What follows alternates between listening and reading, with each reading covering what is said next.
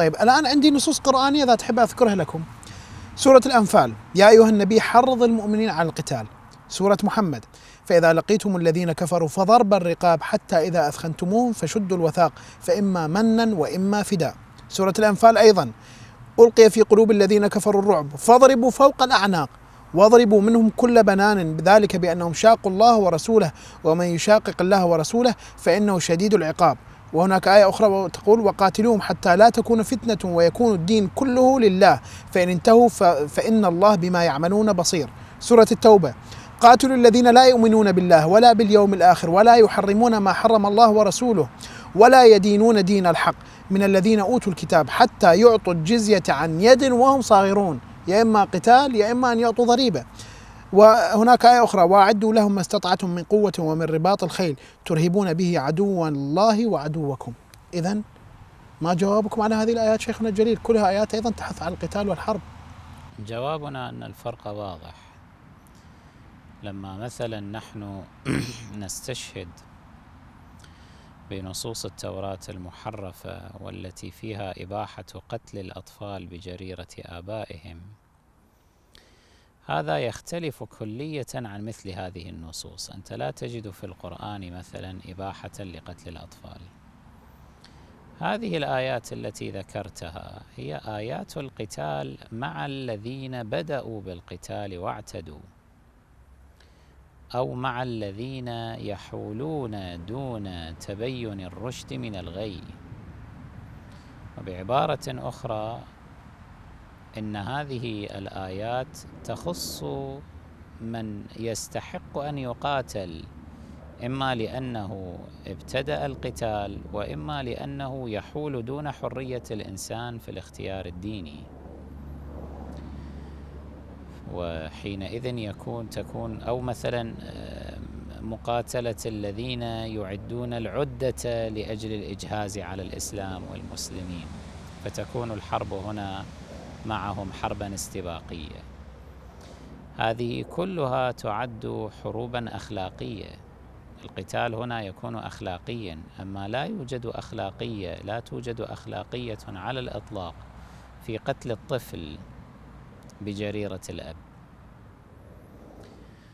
ومن الخطأ المنهجي دائما أنه تلتقط نصوص وتترك نصوص. يعني حتى نفهم القرآن علينا أن نلحظه بكله، لا أن نأخذ شيئا ونهمل شيئا آخر. هذا مثل الذي يأخذ دستورا من الدساتير مثلا أو قانونا من القوانين ويأخذ فقط منه المواد أو الفصول العقابية في الدستور أو في القانون، وثم يأتي ويطنطن بدعوى أنه هذا دستور وحشي أو يحث على القتل أو على الإجرام أو على الإرهاب، أو أن هذا قانون مجحف وأنه قانون وحشي مثلا إلى ما هنالك. هذا خطأ. القرآن هو دستورنا نحن المسلمين، ولا بد من أجل فهمه من ملاحظته كله. لا أحد من فقهائنا يقول مثلا إن هذه الآيات التي سقتها الآن أو تلوتها الآن إنما هي تخص الأبرياء، يعني أنه يجوز لنا أن نعتدي على البريء ونقتله فضلا عن طفله عن ابنه مثلا. وإنما على العكس من ذلك، الذين لا يقاتلوننا فإن القرآن حثنا على أن نبرهم وأن نقسط إليهم. لا ينهاكم الله عن الذين لم يقاتلوكم في الدين ولم يخرجوكم من دياركم أن تبروهم وتقسطوا إليهم. وهذه الآية تتحدث عن غير المسلمين، والله يأمرنا هنا أن نبر كما نبر المسلم، نبر كذلك غير المسلم ما دام إنسانا بريئا ولم يقاتلنا في الدين أو يخرجنا من ديارنا مثلا. فعجبا لما تترك هذه يعني الآية ومثيلاتها وتؤخذ تلك الآيات فقط. هذه آيات عقابية. آيات تتحدث عن ظروف استثنائية وهي ظروف الحرب.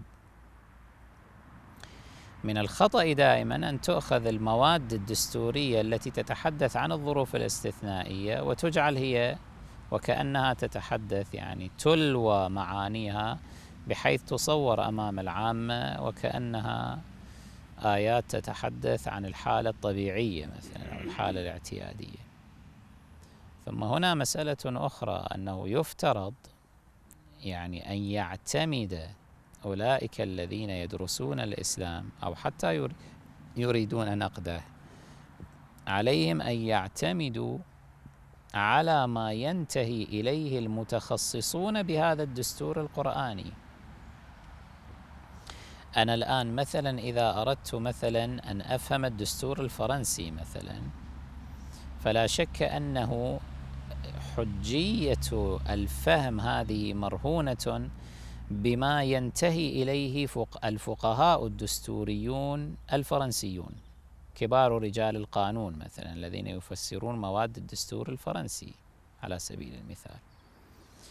فلا يصح لي أنا أن آتي مثلا بفصل من فصول الدستور الفرنسي أو مادة من مواده وأفسرها على ما استظهرته أنا، ثم ألزمهم بهذا التفسير. أقول إذن دستوركم هذا دستور مثلا مجحف، لأنهم إن ردوا علي بالقول إن فهمك خطأ وأنت قد أهملت المواد الأخرى والفصول الأخرى، ولو أنك جمعت بينها لفهمت أن الدستور مثلا هذا دستور عادل ومنصف، إذا ردوا علي بمثل هذا الكلام كانت الحجة لهم، ولا يجوز لي حينئذ أنا أن أتعنت. لماذا؟ لأني أقول لأنه يقال إن هؤلاء هم أهل الخبرة بهذا الدستور، هم من سنوه أو هم من ورثوه من الآباء الذين سنوه، وهم رجال القانون وهم رجال الدستور وهم الفقهاء الدستوريون الذين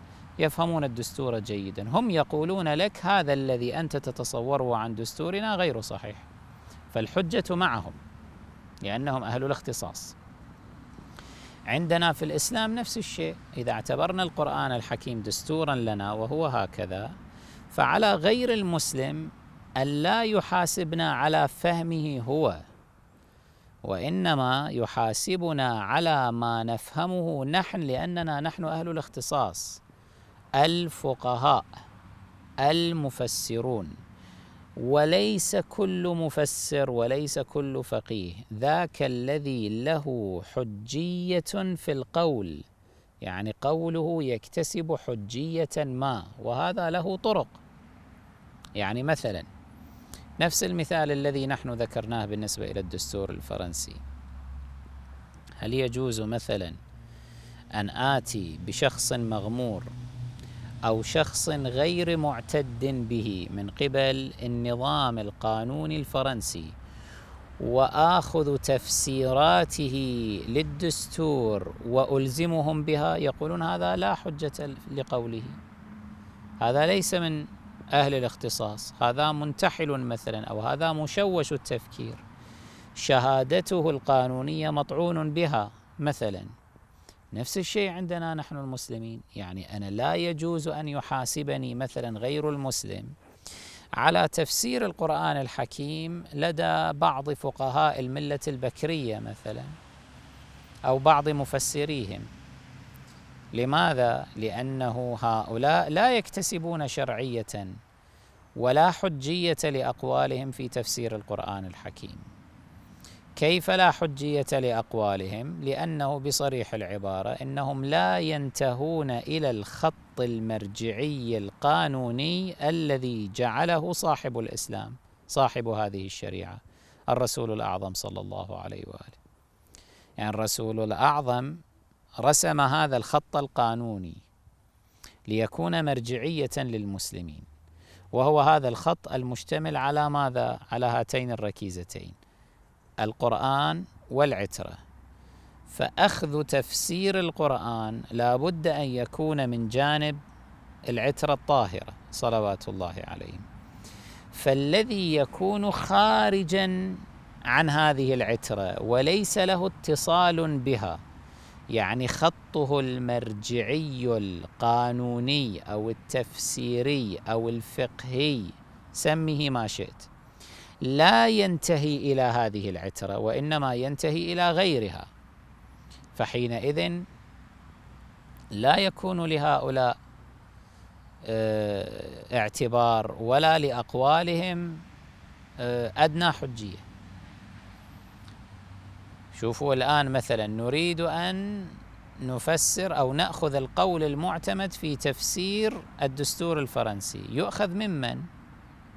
من الفقهاء الدستوريين الفرنسيين المتخرجين مثلا من جامعة السوربورن مثلا، الجامعات المعتبرة.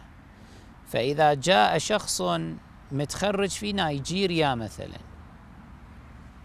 فلنفرض هكذا، ليس له اتصال بالمرجعية القانونية الفرنسية، ليس متخرجا من الجامعات الفرنسية من كليات القانون والحقوق في الجامعات الفرنسية، هل يكون لذاك الذي هو بعيد عن هذا الإطار غير متصل بهذا الخط القانوني، هل يكون لكلامه اعتبار؟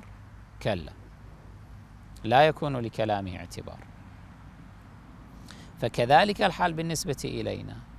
مشكلتنا مع الغربيين ومع الذين ينقدون الإسلام هي هذه، أنهم إلى الآن ما فطنوا إلى أن كثيرا مما يتداولونه، بل الأعم الأغلب، من تفسير القرآن ومن أحكام الإسلام إنما هو مأخوذ ممن لا صفة له، لا اعتبار له.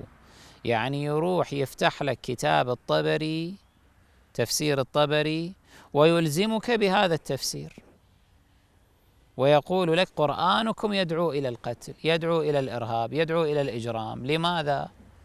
لأن تفسير الطبري، وهو أكثر كتب التفسير عندكم اعتباراً وقوة وشهرة مثلاً، خاصة في التفاسير الأثرية، يقول أن معنى الآية هو هذا. يفتح كتاب البخاري مثلا ويستخرج منه روايات ويقول دينكم يأمركم بهذا. يفتح كتب هذول المذاهب الأربعة المبتدعة مثلا ويقول انظروا أحكامكم، هذا أحكامكم أحكام وحشية مثلا، إرهابية. نقول لهؤلاء أنه أنتم هل حددتم أولا أنه هذه الكتب التي تفتحونها وتستخرجون منها ما تشاءون هذه كتب لها اعتبار شرعي أم لا؟ يعني أين قال الرسول الأعظم صلى الله عليه وآله خذوا مثلا من الطبري أو ممن ينتهي إليهم الطبري؟ لا يوجد هذا التعيين من قبل النبي صلى الله عليه وآله. وكذلك الأئمة الأربعة، الأئمة المذاهب المبتدعة أو البخاري ومسلم وغيرهما، النبي لم يوصي بهؤلاء في أن يؤخذ منهم تفسير الدين. الذين أوصى بأن يؤخذ منهم تفسير القرآن وتفسير الدين وأحكامه وتعاليمه هم الأئمة الشرعيون من عترته الطاهرة، الذين وصى المسلمين جميعا بالرجوع إليهم. فما دام هذا القول لا ينتهي، يعني ليس لصاحبه شهادة تخرج إنجاز التعبير من مدرسة العترة الطاهرة، فإذا لا اعتبار لقوله، أصلا لا صفة له حتى يتحدث. أنا أتكلم هنا بلغة قانونية صرفة. فهذه مشكلتنا الآن. هو إما يأخذ القرآن، يأخذ مثل هذه الآيات ويقول انظروا هاي آيات القتال في القرآن، أنتم دين حرب دموي. نقول له أولا ليش أعرضت عن الآيات الأخرى؟ وثانيا من قال أن تفسيرك لهذه الآيات صحيح؟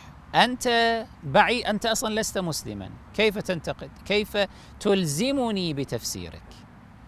فإن ألزمني نظرنا في الذي ألزمني به، هل ما ألزمني به من مثل الطبري مثلا الذي لا صفة له، لا اعتبار شرعيا له، فيرد إليه، نقول له روح أخذ أنت والطبري وروح ارجع أما إذا ألزمني بمن له صفة فإنه لا يجد له صفة شرعية، لا يجد شيئا من هذه التعاليم عندنا، فوجب عليه حينئذ أن ينزل على الحق وأن يقول إنه هذا هو الكلام الصحيح، لأنه ليس له أن يلزمني بتفسيره.